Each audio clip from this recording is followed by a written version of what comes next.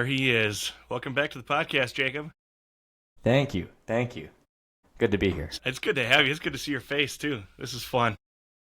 Likewise, I miss a lot of the faces down on campus, so good to see you, Charlie. Yeah, you gotta love the internet, man. You can get connected with anybody, anywhere, anytime. So this is good. Another country, you know?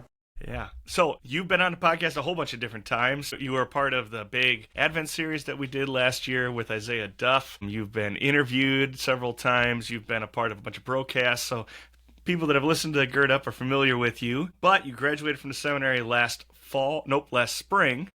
And life has changed quite a bit. So why don't you just give us a lowdown on what's going on in Jacob's life? Yeah, so you know, there's this big pause before assignment day where you're just kind of on ice. So you're excited, right? And you're like, all right, where's my life going to be, right? And they read the list and they read Dakota, Montana district. And I thought, okay. And then they said Calgary, Alberta. And I was like, oh, wow, I didn't even know that was in the Dakota, Montana district. But sure enough, it was to Mountain View Lutheran Church, Calgary, Alberta. And the first thing I thought is, like, what, Canada? What does that mean? And seriously, I didn't really know. We talked a little bit. If you volunteer to be put up for assignment at Wells Canada, then you have a short, maybe, meeting with the Wells Canada president, or everyone who is thinking about that does, I should say. And you know, I knew Canada is a little more post-Christian or post-modern or further along that train than America was, and that's about it. But Calgary is about 1.5 million, 1.6, 1.7, growing very quickly. It's like 100,000 people it's added in the last year, 18 months. So that's like crazy. 100,000 in the last year? Yeah. The province has added like 200,000. And most of them land in Calgary first, and it sounds like a lot of them stay. I think that stat's right. Immigration out in Canada is just much different than it is, certainly in the Rust Belt of the United States, but probably in most of the United States. So, like, one thing I didn't expect when coming to Calgary is that, like, it's as multicultural a place as I'd ever seen or heard of or certainly lived in, and much more than that. And so that's been pretty interesting. But so yeah, I got out here and in August, got ordained the second or third Sunday in August, and got after it. Just today, welcomed in 6 new members to Mountain View Lutheran Church. It's kind of a big little milestone. So that's where we're at. I'm here at the parsonage, minus 23 Celsius. So that's minus 14, 15-ish Fahrenheit, so it's a cold day today. Usually the first week of February is pretty cold, but our brothers and sisters in Edmonton and Red Deer, where we have sister churches, they got it colder. So we're having fun. Have you had a hard time adjusting at all to the metric system? Buying lunch meat in grams was a nightmare. How many grams of turkey do you want? What's a gram? I don't know. Give me enough for 7 sandwiches, please. That was new. A kilometer's not hard at all. On the whole, it's not been an issue. Celsius is weird, but my car's still in Fahrenheit, so is my phone, so I just kind of don't use it. There you go. You go. What other cultural differences would you say there are between the U.S. and Canada? Like, specifically thinking, like, there are a lot of them, and we kind of make fun of them, but specifically, spiritually speaking, like, as a pastor, how would you say that Canada is different than the United States? Now, granted, the United States also is kind of a wide array, depending on where you are. But in general, what would you say? Yeah, I think the most obvious or palpable thing so far is that, like, Christian nationalism, which can be kind of a hot button, like, is this a good thing? Is this a bad thing? Where do Lutherans fit on that, right? That's like it's like an issue or an item in the States, and pastors are often, especially young pastors, are encouraged to be very, very careful when talking about politics. It's just kind of a thing, right? And the election is contentious and blah, blah, blah, blah, blah, right? But up here, the political temperature is just lower, even though they're mad. And most Albertans are pretty upset right now with Justin Trudeau. People in my church are not. Doesn't really matter. Just it's kind of in the air. He's very unpopular, at least in Alberta. But even though that's true, the political temperature is just like way lower, and like the Christian nationalist like voting bloc or voting influence, whatever you want to call that, just doesn't exist because there aren't enough Christians for it to matter. And so that makes talking about politics in some ways like way better because it's just not as big of a heated religious issue. It's more just like, oh, this is what I think politically should happen. So that's interesting. People also ask me. Yeah, go ahead. I want to double down on that. You talk about Christian nationalism as if it's just like a thing in the U.S. You want to say more about that? Do I? Well, certainly I think it's in the air in the South. It seems to be like a real thing in a place like South Carolina, where I vicared, or in Georgia, where like there's this spirit in the air. And I'm speaking of Christianity broadly, and not speaking of Wells particularly, where like we're Christian, we vote this way, we think these things about politics and how things should go. And like this is actually more obvious to point out. Like Trump appealed to the Christian vote in some way. Now, not every Christian liked what he did, and people disagree about how he does that, and Christians argue about whether or not he should, and blah, blah, blah. Like, whether or not that's good or whatever isn't really what I'm talking about. But just the fact that you would appeal to Christians as like a voting community. It's like earlier in the country, you might appeal to Catholics as like a voting bloc in an election in Chicago or Jersey, right? Like that's they're a significant amount of the population, and that so they get news attention. In Canada, as far as I can tell, that just really isn't a thing. No one's trying to win or lose the Christian vote. And that just changes our whole way of thinking about it. Does that make sense to you? You picking up what I'm putting down? Yeah, absolutely. And I would also add to you talked specifically about the South and kind of the Southeast. And it's also, in my experience, this is anecdotal, so it might not be completely accurate, but also has become quite a bit of a thing kind of up in the upper West also, where you have like a heavy influence of good old-fashioned, like true Calvinism, like Calvinists, like John Calvin's Calvinism. So not so much like the Americanized stuff, but like you've got, what's his name? Doug Wilson. In Moscow, Idaho. Yeah, Doug Wilson. Yeah, and a few of those other churches. I mean, Mars Hill isn't a thing anymore, but they were also like very, very, what do they call it? Not 5 strands. 5 point. Yeah, 5-point Calvinists, like very much so. They're really, really pushing that. And one of the key features of that teaching is millennialism. And so millennialism essentially is that Christ is going to come back and reign physically on the earth for 1,000 years. And there are certain conditions that need to be met before Christ is allowed to do that or able to do that. Mm-hmm. So one of the tenets kind of that theology is that there is going to be a place on earth or a time on earth when Christianity unites and becomes one true Christian church, and then because of that, Christ is kind of like released or free or whatever you want to say to come down. And they see the United States as the opportunity to do that. And so there's 2 big agenda items then for people that are kind of buying into that theology. The first is that Catholicism and Calvinism are the 2 big players, and they need to find a way to unite. And obviously, the Calvinists are not going to, they disagree with the Catholics, so they see themselves as like the little brother who's trying to get the big brother to straighten up and act right. And then the other side of that then is creating a political state that is conducive then to producing this world into which Christ can return, because everyone has been won over for Christ. And we don't talk about that, the way that interacts with politics. It has a huge impact on politics, especially when you have a massive swath of the population, whether they recognize, it's one thing to have the personal belief, it's another thing to be a part of a church that teaches these things, but pastors have a huge influence on their members. Like the shepherd guides his flock. And so you have shepherds who believe this, that are guiding their flock and influencing them in such a way so as to bring this about. And that's kind of the Trump phenomena. And it's also kind of the head-scratching thing about it, is that Trump, who is not, if he actually is Presbyterian like he says he is, he's not a Calvinist. or not a 5-point Calvinist, right? Certainly not. No. And Something tells me that limited atonement is not in Trump's regular vocabulary.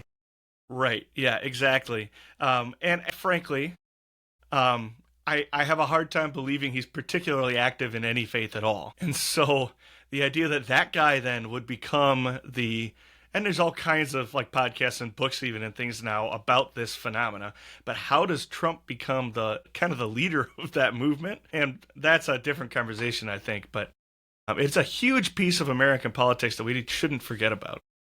Yeah, and it sinks into political discussion in Welsh churches, and I think Lutherans kind of debate over it and fight over it and do the whole like two kingdoms thing, and we shouldn't, some Lutheran pastors say we should tell people how to vote, but we shouldn't bind consciences, but we should advise, and some are more of the opinion, it seems to me, that we should really stay out of that completely, right? But it's a discussion point, I think, more in America because of the phenomenon and the movement you just described, and that just doesn't exist as a thing in Canada. And so the discussion about politics in church on the whole is just like actually easier or less pressure cooked, it seems, because it's I don't know, it's less contentious because it's not tied to this bit of Calvinist theology that we disagree with. Yeah, that's probably it. That's why it's not as big of a thing. Because the discussion about politics and religion doesn't have all the baggage that it does in the U.S. And you mentioned earlier also that along with that lack of baggage, like the temperature is just lower, which surprises me to hear that, actually, because you see, I mean, I guess it's got to be clickbaity enough to make it down here to the U.S. I mean, you see some of these things that are going on the Parliament floor. It certainly, I guess my impression was that it is pretty contentious at the moment. But you say it's not. I believe you. What do you think makes it that way? Well, and if I have some Canadian members who listen to this and they're offended by what I'm about to say, then my apologies. But some of it is just because I think they know that it doesn't matter as much. Like, what Canada does doesn't affect the world in the same way that what the U.S. does affects the world. And so, one thing that's really been odd is as soon as people figure out I'm American, all they want to do is ask about my political opinions or what I think about this or that thing. And people listen and watch to more American political news than they do Canadian news. More than one Canadian person has told me that. Maybe this is an Albertan thing, like an Alberta phenomenon. I'm not quite sure. I've not really been to anywhere else in Canada. But that's one thing that they just know, that they're like, yeah, we're 1/10 the population of the U.S., like kind of California's population, 40 million-ish. And so, things are just very different. The consequences are different. Yeah, and also I think the long-standing economic ties between the U.S. and Canada, and the ties for protection, right, for the military, that all plays into this too. Because Canada has been so tied to the U.S., it matters what happens there more than you might expect as such a free and autonomous American citizen like ourselves, right? So maybe that's it. Yeah. It's interesting. And there is a strong Canadian identity, like national identity. At least, I guess I've spent most of my time in Alberta, so maybe, yeah. Yeah, I think I know I've heard at least two Albertans complain to me that the Canadian identity isn't strong enough for what it once was. And so that's kind of interesting. Everyone knows what an American's supposed to be, for better or worse. And I think maybe part of this is because of just how much immigration's happened. The national identity in Canada is a little bit more up for grabs. And part of this is because of the way they taught it in school. An older Canadian man told me this. So in America, it was Schoolhouse Rock and the Great American Melting Pot, right? And we're gonna take all these cultures and we're gonna take the good parts of those, and Uncle Sam's gonna bring them together, and we're gonna create this best, meritocratic, homogenous culture. It's gonna be awesome. We're gonna take over the world, and we kind of did in World War II, right?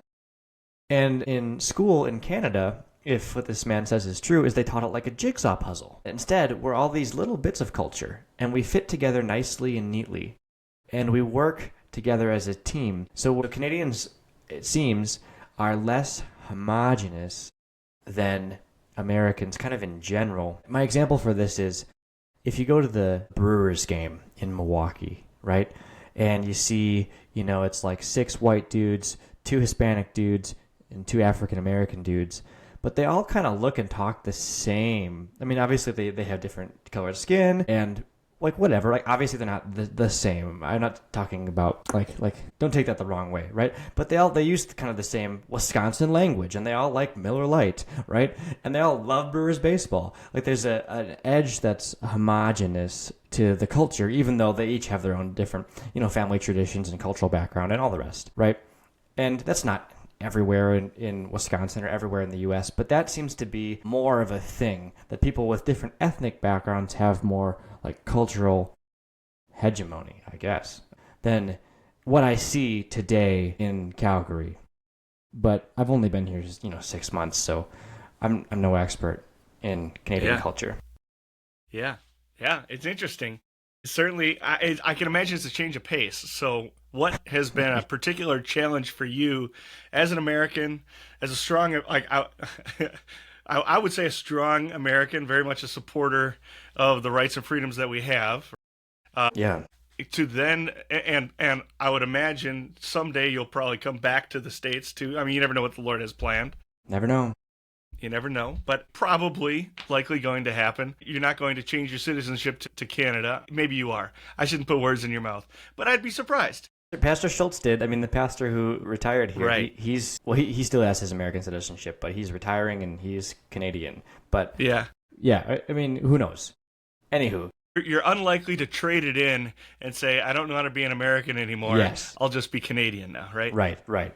So, as somebody that loves your native country, now living in Canada and doing ministry, what's that? Well, let's start with just personal, actually. What's different? What's been a challenge for you?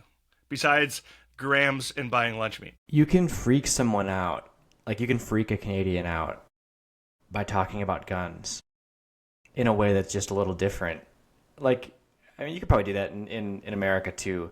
But at least, like, growing up where I did, like, you kind of talked about guns. Kind of normal thing. People go hunting. Like, what are there, like 600,000 plus registered hunters in Wisconsin, right? Like, you grew up and everyone went up north for deer hunting, and it's just kind of like everything everyone did, right? But like, guns are just a little bit of a crazier thing and a more taboo thing if you have a bunch of them, and just noticing that people react very differently and with much more caution or leeriness about firearms is worth me knowing as I decide whether or not I'm going to mention that I, have gone shooting before to a person I meet. That's one thing. That's personally been not like a huge deal, but just like something you notice. I wouldn't say it's been like very difficult. The language is basically the same. Some of the words are funny and different. Like toque is what they call like a hat or like a stocking cap. But that's not. Yeah, toque. Or like a. Do you know where that comes from? Like what? No. Why they call it that? Don't have a clue. The one that confused me was barbecue.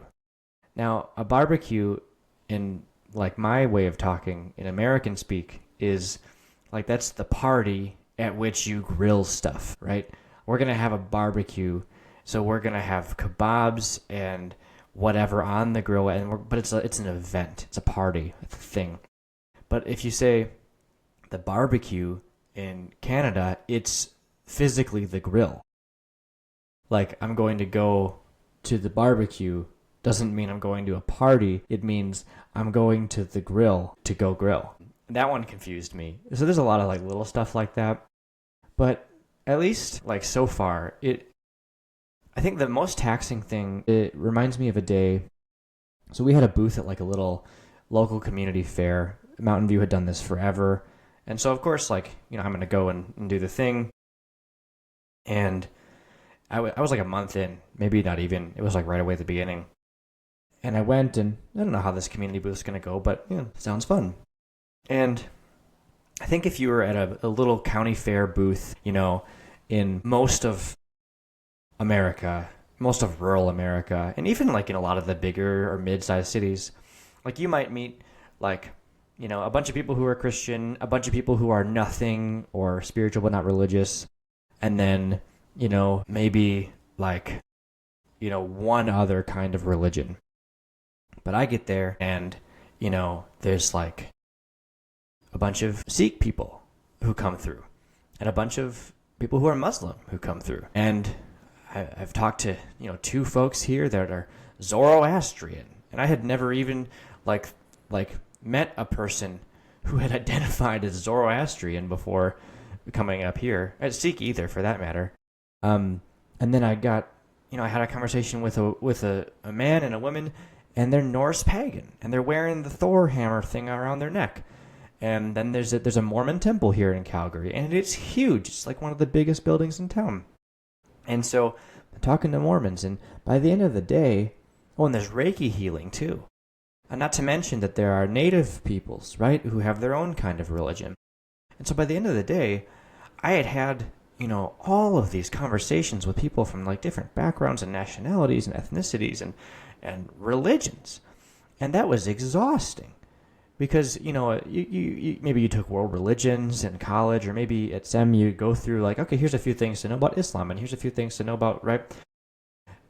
We train our pastors kind of as generalists, which is good, but there isn't a lot of training on Zoroastrianism, right? So you just have to kind of recontextualize yourself a whole lot. And I go to the YMCA and I could run into someone and I'm talking to them and they could be Shinto and Japanese, right? Or any of the things I mentioned earlier. Like that's a little dizzying sometimes. I'm like, man, another worldview I don't understand at all. How do I reach this person with the gospel when I don't even know what they're talking about?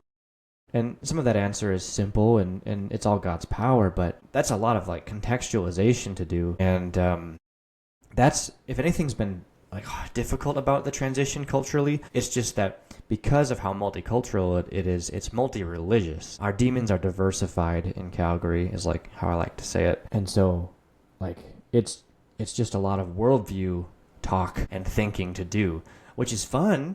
It's very fun, but that is challenging. That's probably the most challenging thing as far as being a pastor is concerned. But as far as like internally with the people at Mountain View, this has not been difficult at all. They're pretty, I don't know, like Western white people who are Christian, just like at most WELS churches. Like it's a lot of committed Lutherans, people been Lutheran for a while. So, or people who are, new to Lutheranism but not new to the faith or whatever. Like that's not been hard at all. It's pretty normal talking to most members at Mountain View. Would you say it's a benefit then to like outreach opportunities, or does that make it more challenging to do outreach? What is it in that question? Well, I guess that'd be a good double question. Let's start with the fact that your congregation, it sounds like, is fairly homogenous. Are there a lot of like adult converts and or maybe not even adult, but later life converts in your congregation? There are some. I don't know how many you have to have for it to be a lot, and I don't know that I know the precise number yet. Certainly, like for the size of the congregation, there's maybe more than maybe your average rural WELS church that I know of. Of course, I want to be careful speaking in generalizations, but because it's kind of more atheist or agnostic in general, then there are more people who just, are new to the faith or their parents are new to the faith. That's true. Say your question again, please? Sorry. Is that something that makes witnessing easier or more challenging, do you think? Because your goal is to make the congregation grow, right? And you're not bringing in a lot of, I should say, there's not, let me think of how to say this. It's not like there's a lot of free-roaming Christians that are just looking for a good church to go to that you're pulling in. At least not in the same way that there are in most places in the Midwest, for sure, and even in a lot of places in the United States, Yeah, so here's how I'd put it. So a bunch of our missions and WELS are like in like suburban places in the South, right? Suburban Houston or Sarasota, Florida or something like that. And that's awesome. But I think it's fair to say that a lot of our mission work is for, people looking for clarity or people who have been church hurt or broken wing or like the people who are looking for Christianity. And then a lot of the people we kind of scoop up, I think this is true in WELS, are people who, they just, something went really weird at Big Jim's snake handling church in Raleigh. And so, here we are with like the clear teaching of the Bible, right? But out here, you don't have that. But I would say that if we're speaking about evangelism properly, as in specifically, then that's always people who don't have the gospel. not just like outreach, which I would kind of include to be like, also Christians who are heterodox or looking or whatever. So I would say outreach is kind of the same. Like, you got people who don't know the gospel, and they've got, a worldview that's very different than yours. And so, here we go. In our case, like, there's a kind of a Mormon opportunity, it seems, almost like we're in Utah or Arizona. And that's going to come with kind of the same challenges and blessings that it does in those places where we've got guys doing great work. So I don't know that evangelism has felt like really any more challenging because of how homogenous our congregation is. I don't really think so. But there isn't that, like, that higher number of people just like church shopping. I don't know what the percentages are in the Midwest or in the South, but certainly I would assume in most of Canada, and certainly on the west side of Calgary, that's lower. And so that you might say that makes outreach harder in one sense. In the other sense, because we're a little further along in being post-Christian, I think there's more people who don't know the gospel who are like, something's not right. I don't know. Am I really a cosmic accident? Like, boy, I don't feel like one. I don't know. I see a lot of opportunity in the kind of the quiet despair, as one person put it, that I think a lot of people from Canada have because they, like chasing money didn't work. It just didn't. Now they're 50. What are you going to do now? So I actually feel really positive about it. I'd like you to talk more about that quiet despair. What does that look like? What exactly are you talking about when you say that? On the 23rd of December, young couple, younger than me, just came to church out of nowhere. Showed up at church. And I end up in an hour and a half. For a worship service? No, just showed up. Like, no one was there. Or one guy was working on the property doing like maintenance. And I just walked over because I saw this car. I get talking to this couple, and they're just upset because the world's a cold, hard place, and people in their lives have been rude to them, and they've been burned, and they can't get ahead, and the economy is hard, and they don't have any hope. That's what it is.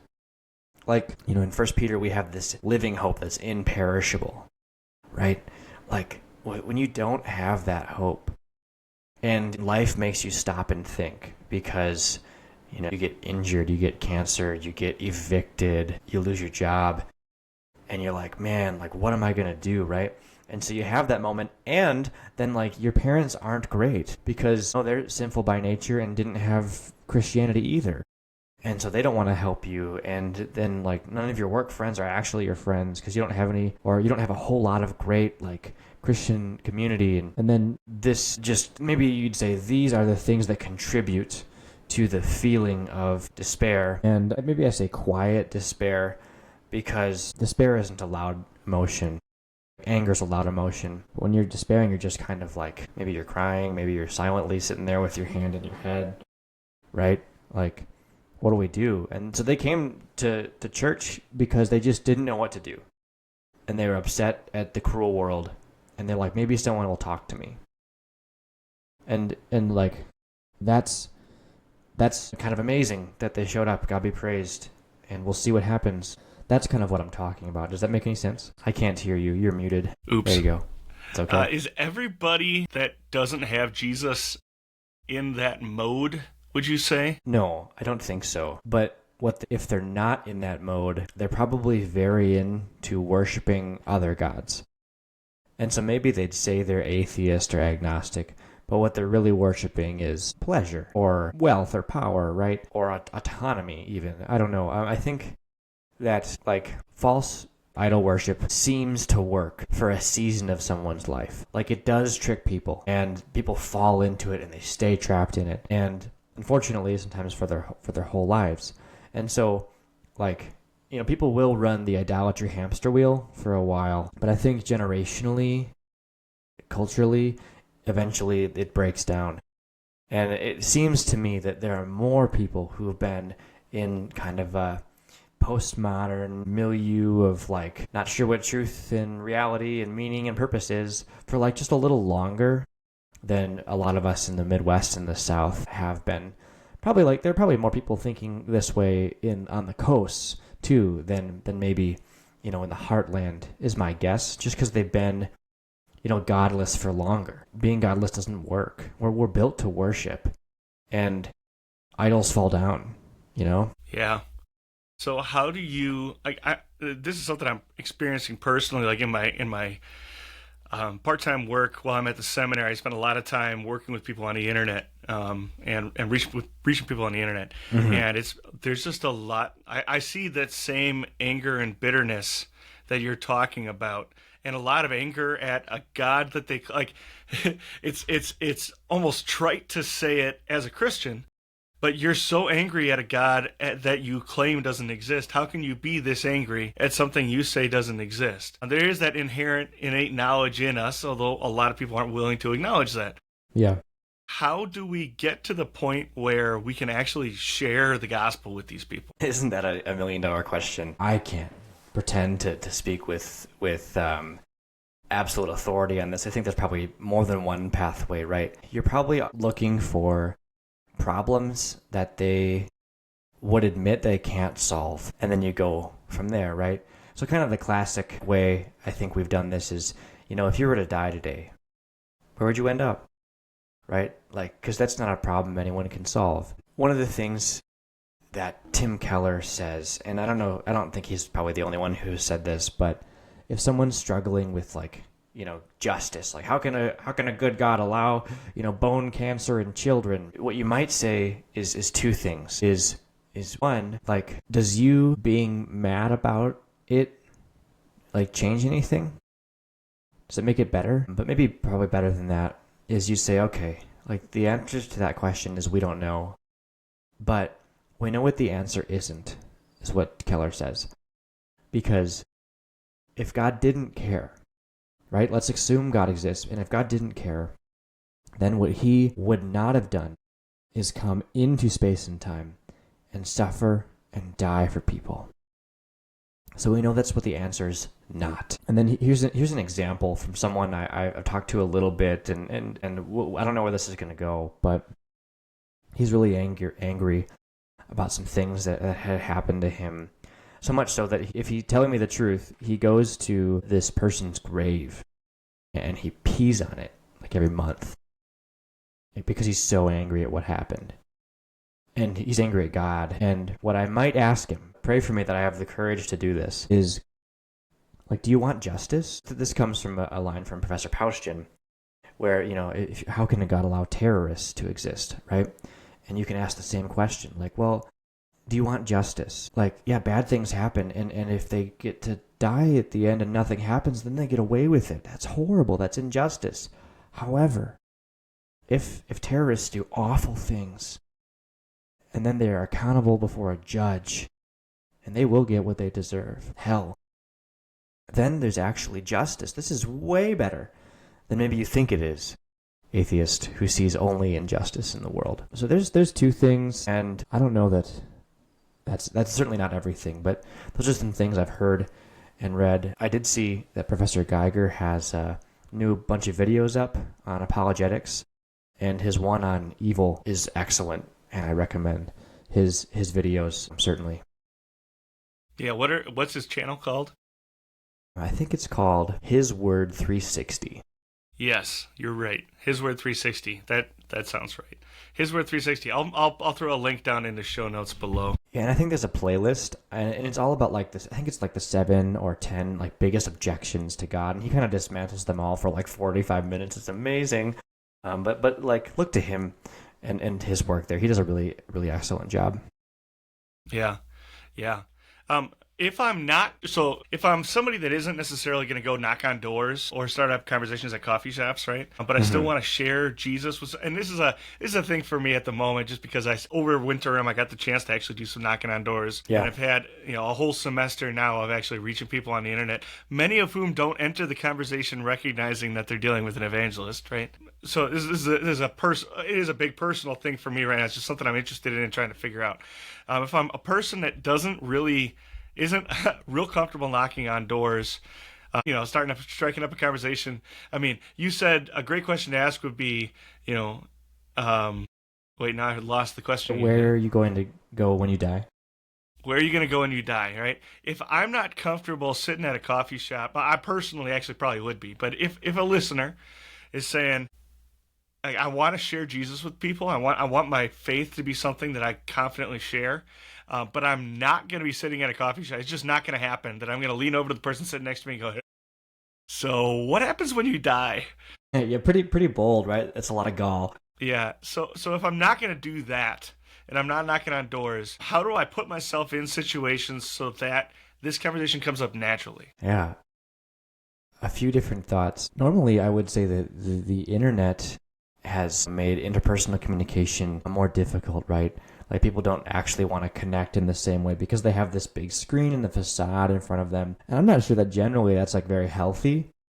However, maybe you aren't willing to go to the coffee shop, but maybe you're willing to be on Discord or Reddit or a chat room or a game, an online game you play.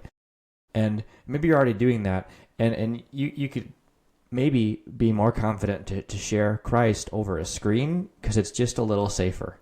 I think especially for some younger listeners that might ring true. Now, in person, if you're not going to be the guy who is willing to, hey, what's your worldview? Or start asking those questions, I think you can start by just living overtly Christian. One of the things you've said before, Charlie, about why you want to make Christian merchandise and why you have the shirts you do, right? Is because you want to be a walking billboard for Jesus. And so if you wear overtly Christian apparel or you just talk about your faith, not in terms of trying to get other people to talk about it with you or whatever, but just like you're excited about this, then people are going to ask you questions, right? And then you go from there. The other thing is just loving people, right? And loving them when you shouldn't, when it's difficult, when you don't expect it. This is kind of, touted as like what the early Christians did, and there's a lot of truth to that. When some of the big pandemics went through the empire and everyone would leave town and leave the sick, they'd go and they'd care for the sick, right? And then this would create lots of converts because some of the sick would be healthy and they would be so amazed that people didn't leave them to die, right? And so, thinking of another story I heard in a sermon where, a guy who was like in middle management, he took a big fall for someone who just got hired. And she came into his office and she's like, "Why did you do that?" And he says, "I come from a background where God took a fall for me that I didn't deserve. And so sometimes I have the strength to try and do the same for others," right? Like, showing love is how we are salt and light to some large degree, or that you might at least make opportunity to people to ask you.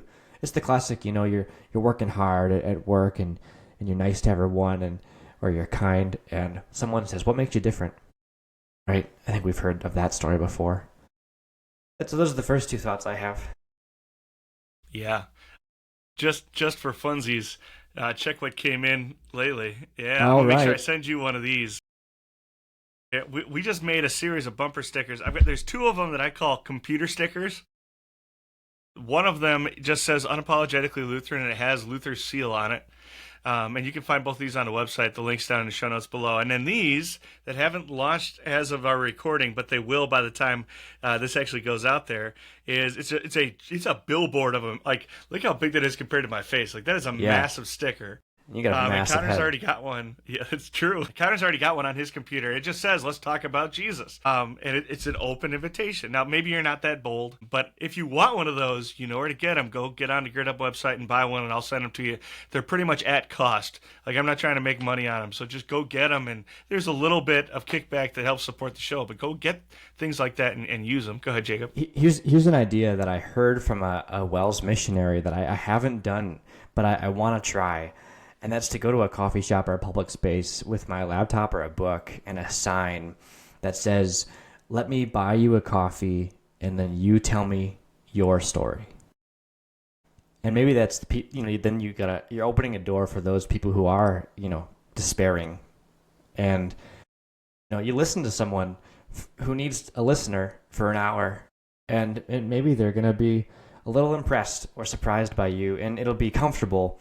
It's not just like, hey, what happens when you die? It's very different. And I've heard that rumors of this having some success, and so we'll see. I haven't tried it, but that's an idea too. Yeah.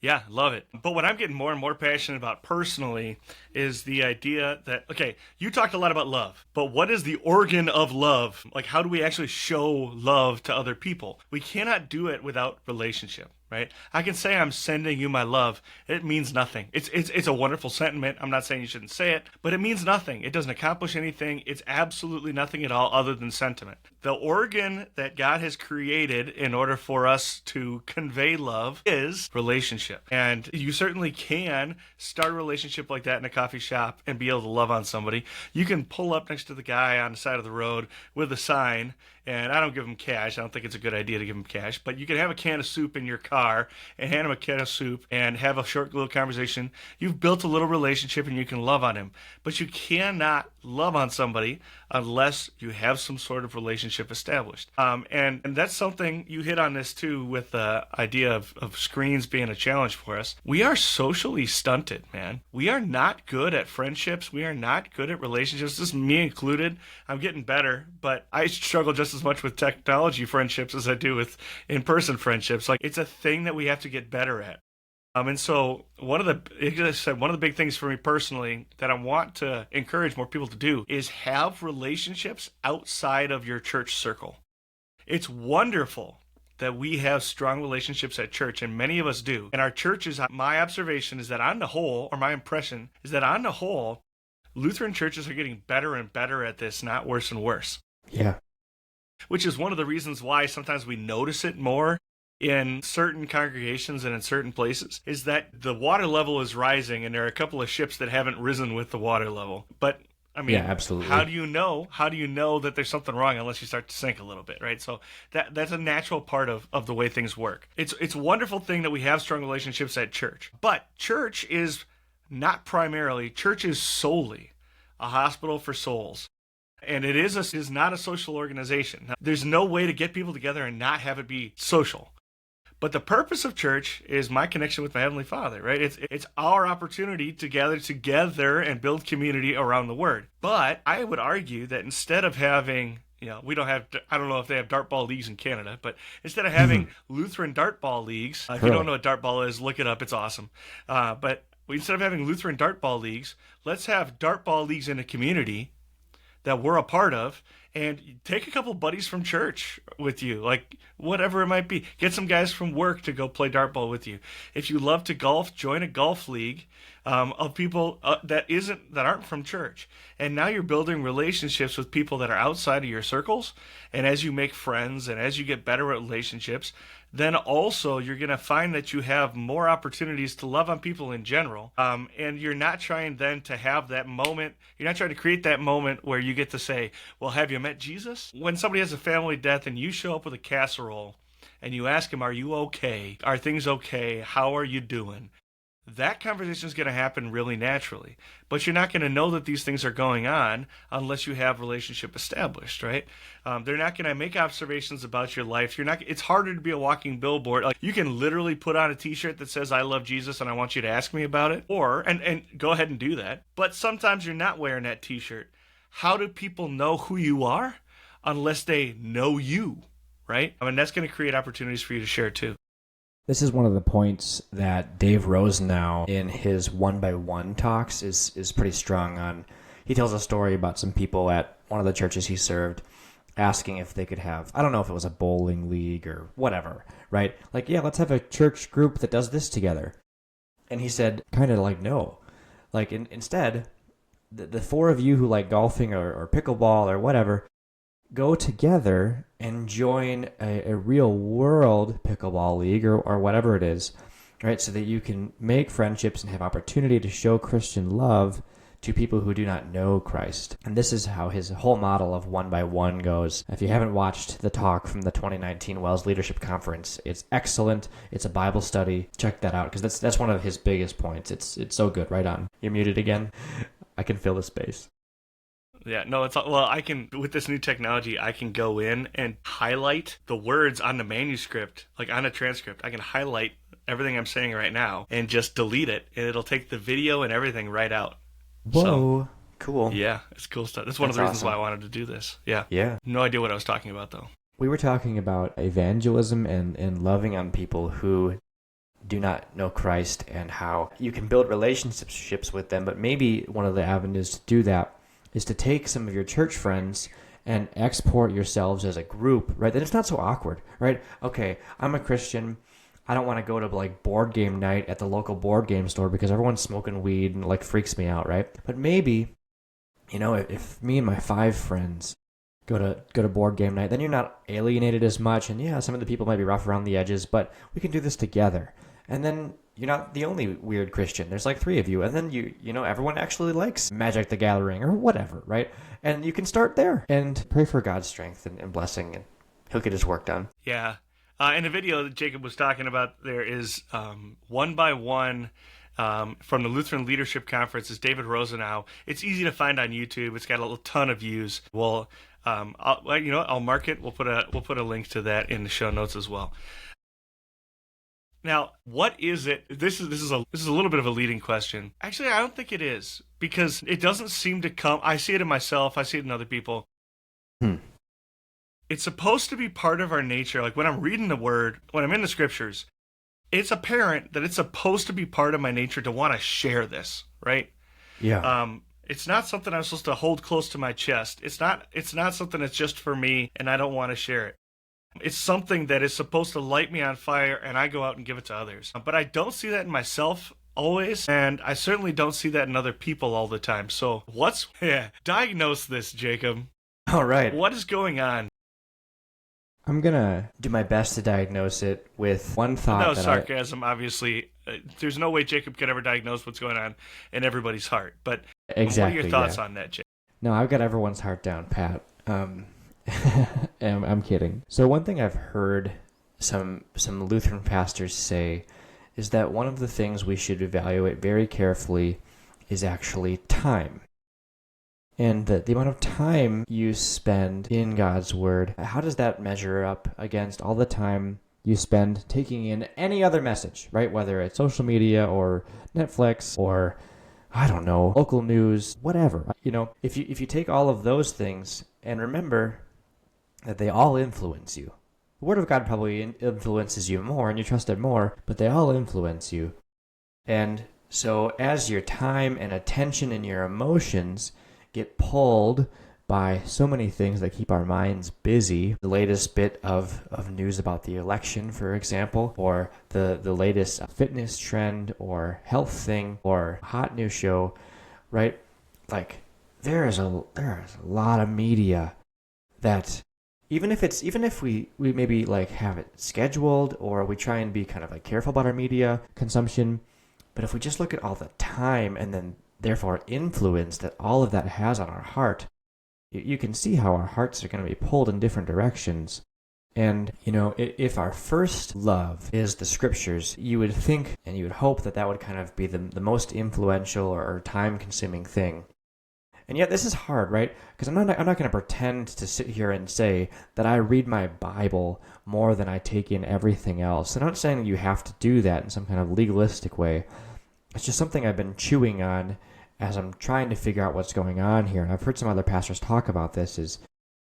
For example, CFW Walther, was bemoaning that all his congregation members were reading the newspaper too much. Right? All this time and attention was taking them away from their first love, the gospel, right? And from understanding the Bible and letting that fill their hearts and minds. And it's like, man, I bet he's rolling over in his grave. If he saw Twitter, like, holy smokes. And I think that's probably part of it. I don't know that means you need to read your Bible for 2 hours a day if you're going to watch 2 hours of TV. But maybe it is to say that we should think about how much our emotions are affected by what we take in, even if it's not like overtly sinful at all, and then how much time and influence that has on us. Yeah, I don't have the solution. Right, and it is something that's never going to get solved while we remain sinners in this world, right? We both are sinners whose nature is sinful, and we are living in a sinful world that, I mean, the devil works hard to continue influencing us, like you said. It kicked up two thoughts in my head, though. The first is like the classic, we all heard it when we were in middle school, right? The 5 people you spend the most time with and are who you're going to become. I think that maybe has become, it certainly is true, it's always been true, but it might even be becoming less true, actually. I would argue the five things you interact with most, whether that be people or otherwise, the 5 things you interact with most are going to be what you become like. So if you're watching, I love well-written TV shows. The one I watched most recently was Shrinking with, I don't remember the main actor's name, but it's got Harrison Ford in it and the guy from Marshall from How I Met Your Mother, you know, and it is so well written. Like, I loved the show. It is so well written. It was very entertaining. It was heartwarming. Like, everything about the show was just really well produced, but morally awful. Morally awful. They're just, one of the main storylines throughout the whole show is free and like sex, no strings attached. Yeah. You have a teenage girl who's like exploring her sexuality and boys, and you have like an older female character who, like, one of her favorite things to talk about is safe dick, like who is it safe to sleep with because there's no repercussions and all that kind of stuff. And I am spending most days, I'm spending between probably 4 and 6 hours in the Word. And I start noticing soul rot in myself as I'm finishing off this show, right? And so I get what it's like to love the media that we have. And it is art, and art is beautiful, and art does imitate life, and there is value in that even for Christians. And so what Jacob's saying, what I'm saying, and I guess I shouldn't put words in Jacob's mouth, but what I'm saying and what I hear Jacob saying is it's not like you should just cut all that out and say, never again, I'm throwing away my TV and I will never watch television again unless it's The Chosen, and which I have opinions about too. But like, there's no place for media in my life. It's just not true. But what we do need to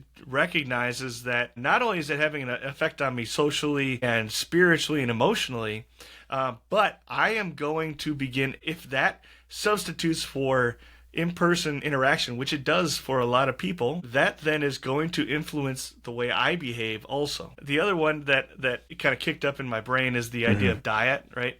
Diet and exercise, right? Ocean spray. Put good in, get good out. Put good in, get good out. And if I'm it's not just reading my Bible. Deuteronomy 6, God 6. Right after the Shema, the famous, the Lord your God, the Lord is one. He then talks about what it looks like to actually be dedicated to God. What is it like to actually behave like God is our God, and He is the only God, and He's the only God that is. He says you're going to talk about it on the road, you're going to talk about when you get up and when you sit down, and when you go to bed and when you wake up. You're going to write it on the door frames of your homes, you're going to post it on your foreheads and wrap it around your arms, and so forth. And I like to summarize that with, God wants His words before our eyes and in our ears and on our lips all the time, right? And it's not possible to do that unless I actually know what the words of God are. So I'm going to make sure that they're in my eyes. And as I speak them and hear them, I'm going to be more comfortable with them too.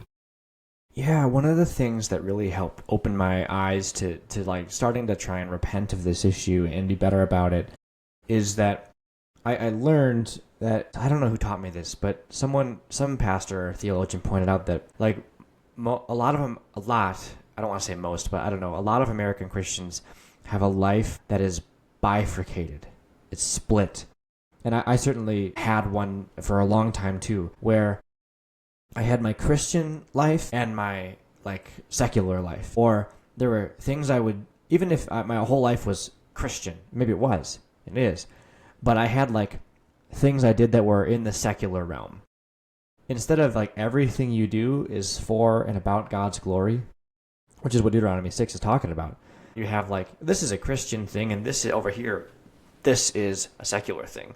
So, yeah, like I'm Christian, I go to church every week, but my time at the gym or my time playing basketball has nothing to do with my Christianity. It doesn't mean I'm going to, be rude or try and like violate my conscience. I'm just not really concerned with God then.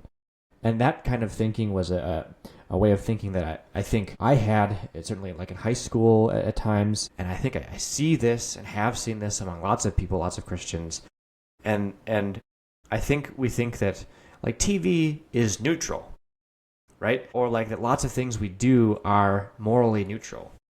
And I'd be willing to take pushback on this, but I'm not sure that there are a whole lot, if any, decisions we make or things we do that are theologically neutral. Either your posture is that whatever I'm doing is for God's glory, and this is for the health of me and the people around me, or the love of them, or it's self-serving. I think when you really get down to it, it's hard to escape that.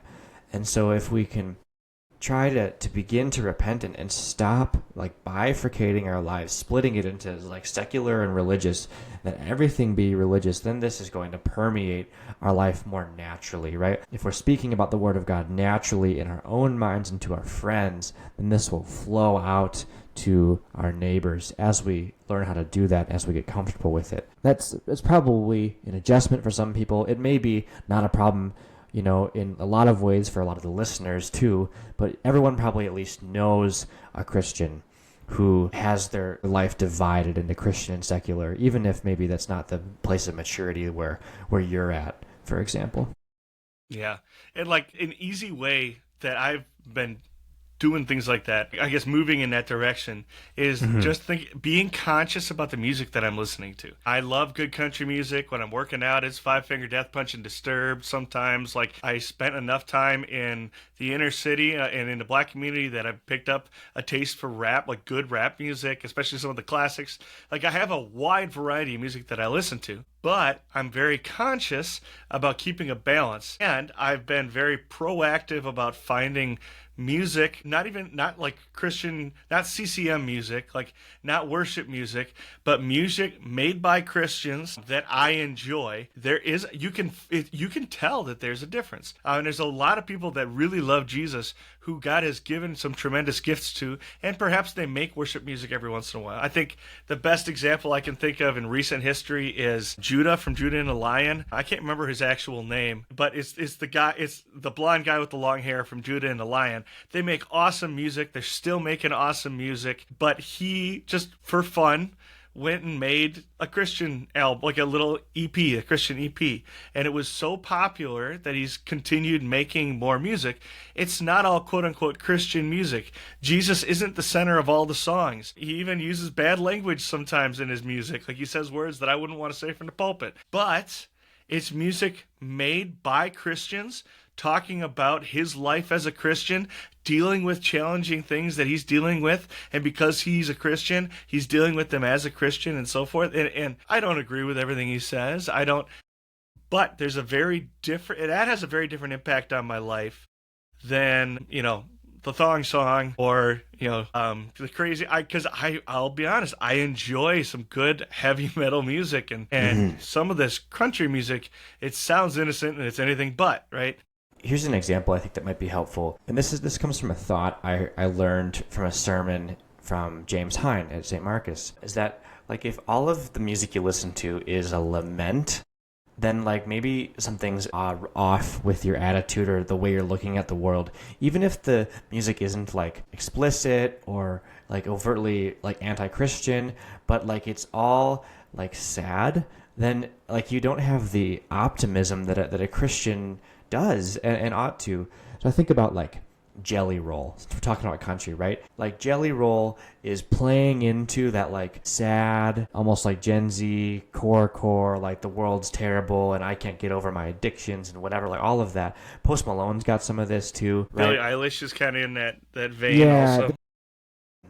Conan Gray, it's all over the place. Kid Laroi, for example. Just like music's gotten a little sadder lately, and that's because music is meditation. And there's something cathartic about meditating, on a dirge, to put it in like older terms, right? To like feel the sad thoughts. But like if that's not centered or oriented in the gospel or in a Christian worldview, then it might be worth asking the question is like if this meditation is actually useful. NF, the rapper, is also like super sad like all the time. He's not very vulgar. I don't think he swears at all. Actually, his first EP that got him signed was a explicitly Christian album. Interesting. Yeah, and sometimes he does, because I know he is Christian, or he said he's Christian. he does like point you back or point you in the right direction or leave his hope in God. But sometimes, if all you're taking in is NF, it's like this. It's like reading Lamentations chapter 3 and then stopping 3/4 of the way through. Okay? So in Lamentations 3, he's like, I am the man who has seen destruction, and God, you've kicked my teeth in, and like, this is horrible, right? But at the end, he turns to the Lord's unfailing love. This happens in a bunch of Psalms too. Psalm 13, same thing. How long, O Lord, will I wrestle with my thoughts? And this is so hard. But what the psalmist always does is he turns you back to God. You can get the lament out. Lamenting isn't wrong. But where you end up matters. And if it's secular lament, then you're probably not going to end up in the right place. And if we take in only secular laments, this is going to have an effect on your outlook. Yeah, absolutely. What are you listening to right now, as far as music goes? Yesterday, while I was polishing the sermon, it was Zelda Lo-Fi. So from the video game series, The Legend of Zelda. I'm sorry, I asked. You asked, Charles, you asked. The only person I've ever tried to get to play video games with me who refused more than once is you. And you could probably be proud of that. Yeah, video games aren't the best thing to do with all of your time. But electronic, chill step, EDM, things without lyrics is a lot of what I listen to. I like pop music. I like country music. I like indie music. I listen to anything. I was on a little bit of a Zach Bryan kick. But there too, even if his themes, or even if his words aren't explicit, some of the themes aren't healthy or useful for the way I'm thinking. I've been having the struggle. Maybe some of you know one of his famous songs is called Open the Gate. And it's a real fun, exciting song about a bull rider and then his son and his grandson. And it's all about like being better than dad and kind of proving that you're the man. Like, I'm gonna be the one to ride the bull. And it's really kind of a fun song, and it's exciting, and it kind of pumps you up. But if I let that attitude of like, I'm gonna be the guy, I'm gonna be better than everyone, sink into me, then I'm no longer a jar of clay resting in Christ's power, right? And then I'm something I'm not. And so it's subtle. I'm not saying you can't listen to that song, and I probably still will, right? But you gotta be careful about how you think about it. So a careful Zach Bryan kick was some of last year. I'm trying to get into a little bit more of the Canadian music, but it's taking an adjustment. Nickelback's from Alberta. I know Chester has a whole playlist of Canadian music that he listens to. Yep, he's got a Canada-fi himself. Yeah. He and I are gonna be hopefully doing a Lenten swap. So for those of you back at home who don't know, we've got two Wells churches in Calgary, Mountain View and St. Paul's. They're about half an hour apart, and we have a good relationship between the congregations, and Pastor Reineman's awesome, so happy to try and do some work with and around him. For sure. You talked a little bit earlier about the city and how diverse culturally and also religious-wise it is. Is it important, or how important do you think it is to be not just aware that these other religions are around? How important do you think it is for a Christian, and the answer is going to be different for a pastor versus a layperson too, but how important do you think it is to be familiar with these other religions? Yeah, I think I'm going to answer that question vocationally. And so if you live on the west side of Calgary, and like most people you interact with at, the mechanic shop and the gas station and the grocery store are like, atheist, agnostic, European, Albertan, or Asian, then those are some things you should know about, right? Or Mormon. That's kind of more my side of town. I'm speaking generally. It's a big city. But if you live where St. Paul's is, where like everyone is Muslim or Sikh, then vocationally you're thinking, okay, who's my neighbor? Who did God put in front of me today? Who do I get to serve today? If you work with a bunch of Muslim guys, then God's placed you in front of them as your neighbor. If you live in Tennessee and there are three people who are Sikh in the whole town of Johnson City, then you probably don't need to worry about it, right? I think like vocation and your place in this world, where God's placed you, who he's put you in relationships with, kind of answers that question largely, unless your job should kind of dictate otherwise. That's where I'd start, at least. Yeah, I 100% agree with that. Do you, well, okay, let me say this. You know what the best way to learn about those other religions is? It's not to jump on, and it's okay if you do, but you don't have to jump on the internet and go find out. Ask them what they believe for a couple of different reasons. One is if the temptation then after that, and I've learned this very quickly working with people that are LDS, is one of the worst things I can do as far as our relationship goes is tell them what they believe. Like, read up on your church says this. And people do that to me all the time. Like, oh, you're one of those Lutheran churches. You Lutherans say, and then they parrot something that their grandma said about her pastor when she was a kid. And you go like, I've never heard a Lutheran say that in my life. Like, I don't know what you're talking about. Well, it doesn't work at all with Lutherans, right? Because most Lutherans are not confessional. So there's that whole thing, too. Oh, that's true. Yeah, that's a valid thing. But we wouldn't like it if people were doing it to us, so don't do it to them. And it actually makes it a great opportunity then to ask questions and learn. And then when you've got this relationship built where you're used to asking questions and talking about spiritual things, at some point they might say, well, what do you believe? Or you might even have the opportunity while you're driving the work truck back, say, do you mind if I tell you a little bit about my church? Those are easy conversations then to have. And again, it's all about relationship. I've got a relationship with this friend of mine she's Muslim, and like we just have become friends. I met her on the airplane, and I just started by being curious about her branch of Islam and what she believes and thinks, and yeah, like it's not been weird if we go and we get coffee or something, and she'll start to ask like, okay, so you're a pastor, like what do you teach? And you get to start to confess, and I don't know, I like don't treat her or him as an ideology. No one's an ideology. You're a person with beliefs. And that's actually very different. Absolutely. When you personally are first kind of getting into that, it's okay, you have this magic touch, Jacob. You can talk to anybody, anywhere, anytime, and be comfortable. And I don't know what it is. And I want some of that secret sauce. So when you sit down next to somebody, well, you appear to be so almost all the time. Help me, Jacob. I don't know how to ask this question. How do you talk to everybody like that? I don't get it. I wish I could do it, and I don't seem to be able to.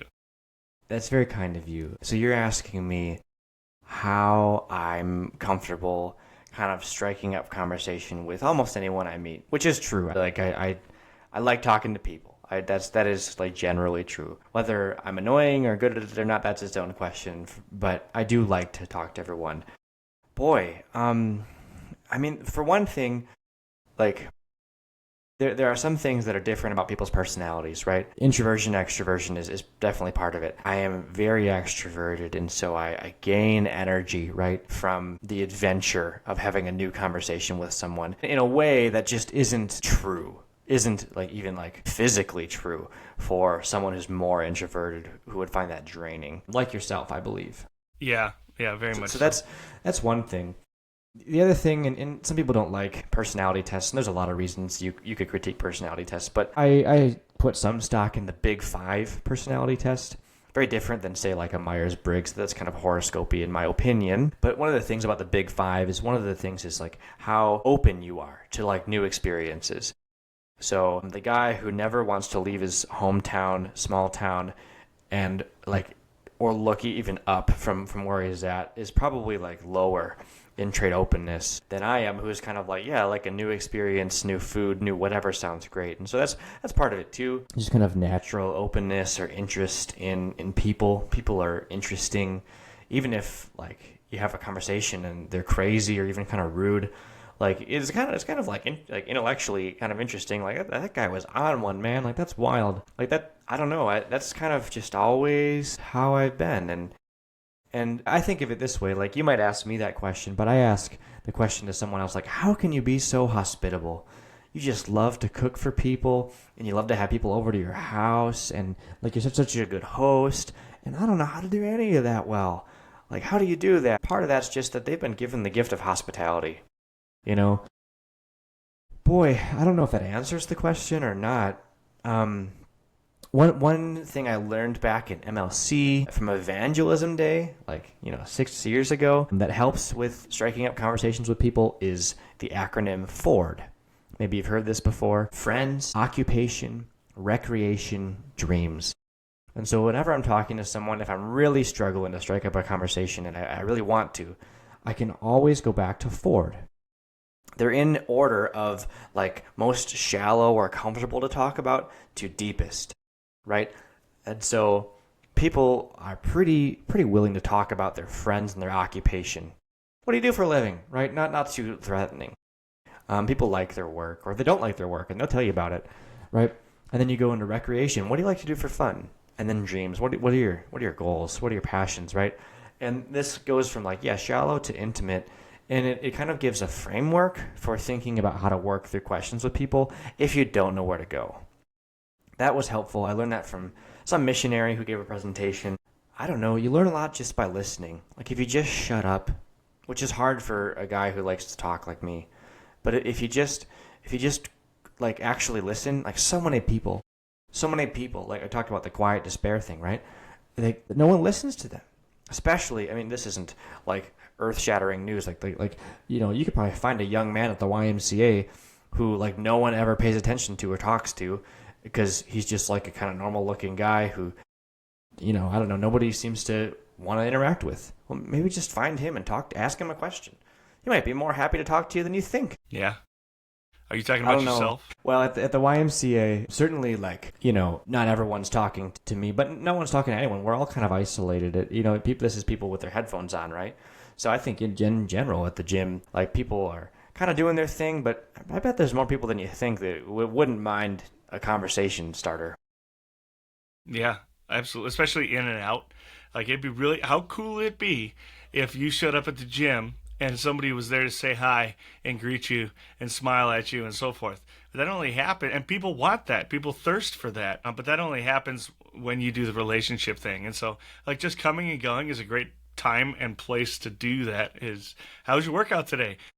Literally, like, one of my favorite, I don't remember what podcast it was. Some podcast, they were talking about, like, why they talk about the weather on every single episode. It might have been A Brief History of Power. It might have been Colonel Grills. I don't know. Mm-hmm. But they were talking about they start every single episode with talking about the weather for 5 minutes. They were laughing and saying, like, look, it greases the groove. Like, now we're talking. Now it's natural. Off we go. It's okay to talk about the weather. It kind of changed my perspective on that because I've always been a guy that goes like, I hate small talk. Like, I don't want to make small talk. But that's not actually true. I don't actually hate small talk. I hate that awkward pressure moment of trying to figure out a way to make this conversation move forward. Frankly, most of the time I'm not enjoying the person in front of me. I've got an agenda and I really want to get that agenda going. Like, I want to talk to this person about such. I want to say this thing, and I'm trying to get, instead of just enjoying the person across from me. Yeah, it'll go so much better if you just take interest in, whatever their strange hobby you don't know anything about is. Right? And that's part of showing them love, right? Is to just actually be interested in what they're interested in just for their sake. Just for their sake. But that's not always easy. Like, we all have limits on our patience and, like... There was, over Christmas break, I was at a coffee shop, and one of the reasons why I was at the coffee shop every morning was to stir up some natural interactions so that I get better at this. And there was a morning where I was done. Like, I was just getting there at 9 o'clock in the morning, already out of bandwidth, just like, don't want to talk to anybody, whatever. And I thought, like, I have to do this. And there was an old guy, like, in front of me in line, and he looked at me twice. And I thought, all right, well, this is the perfect guy to talk to. There's no pressure. It's not a cute girl where it's like, now there's this other context that has to be dealt with or whatever. And so I literally, like, I tried to say, how about the weather? And all that came out was, weather, huh? And the conversation lasted for 25 minutes. The conversation lasted for 25 minutes, and all I got out was, weather, huh? And he started talking about the weather. And it was a completely normal day in December in Wisconsin. There was nothing interesting or exciting about the weather, but it got the conversation started. He's telling me what he's doing with his day and what the girls at work are wearing. Like, they're not wearing coats, and it's wintertime. We talked about young people, what he does for work, and how now he's semi-retired. All of a sudden, this whole conversation results, and actually I kind of felt like it revived me a little bit. I got my social juices flowing a little bit, and like all I had to do was get up enough courage to say, weather, huh? Yeah. Like, that's it. Yeah, I think that's some of it, right? Like we're all a little bit shy or socially defunct because of the internet, and so just taking that first step and knowing that God's gonna bless you, like God's like even if it goes poorly, it's to God's glory. The pressure's off. In my case, I collect baseball caps. I like wearing hats, and so often I'll just be like, "Nice hat. Like, where'd you get that? Tell me about your hat." Because that's actually an area of interest of mine that's not too personal, and also like not as boring as talking about the weather. Yeah. Yeah, same here. Like, I'm very mindful generally about what I wear. I'm a pretty well dressed guy. Like, right now, I'm rocking an Ariat t shirt. Most of the time, I'm very particular about my appearance. Like, one, often then will not necessarily compliment me, but will notice and comment, like, oh, look at that blazer. Nice tie, whatever. They're not like walking up and saying, wow, you're a handsome guy. Although every once in a while you get a little old lady that'll do that, which is actually, that's harder to follow up than just like a nice tie would be, right? But then also, when you notice that in other, like, it's just something that I'm thinking about. And so I notice it in other people. And it wouldn't have to be like, excuse me, ma'am, I think the way you're dressed is very nice. Like, it doesn't have to be awkward. Like, yo, nice kicks. Like, I've never seen a pair of shoes quite like that before. I noticed them across the room. I just, before I left, wanted to say, I love your shoes. And they almost always want to talk about it. Yeah, and there's a lot of like safe things to compliment. Like you can, as a young man especially, feel kind of creepy if you're like, trying to compliment someone or point out something that someone's wearing or doing, and you're trying not to look like a creep, or like you're hitting on the woman in front of you or whatever, right? But like shoes are super safe, and and I don't mean be fake about it, like look around, like trying to find everyone's cool shoes, like no, but like or like earrings or hats, like these are just, they're not awkward things to talk about. Glasses also super normal, like hey, those are cool glasses, right? If you just stop and smell the roses a bit, notice what's around you, right? This is again like the phone thing where I was looking down at the phone, right? But if we just like what's actually happening in front of us, it might be more interesting and more exciting than we would at first think. Doesn't mean like courage still isn't hard. Just because I am fairly social and I like to talk to people doesn't mean I don't regularly go to the gym and I'm like nervous to talk to people. It still happens. It still happens. We're always going to fight our flesh. And you also don't have to feel obligated to always be doing this either. Sometimes you just need to work out and listen to your podcast or whatever, or your music. And that's okay too, right? You don't have to feel the guilt of like always needing to be on at the same time. And that's also important probably for some people to hear. Oh, yeah. The agenda, like everybody always has an agenda, but sometimes the agenda just is getting stronger today, right? Yeah. Sometimes the agenda is get this done and get home. Right? That should probably be my agenda more in the gym than talking. It's just getting stronger. You're one of those guys. Yeah. Awesome. Well, Jacob, it was awesome to have a conversation with. We got to do this more often, man. It sounds great. It's simple and easy. We'll make it happen again. Blessings on your work up there in Calgary. Anything you want to end with here?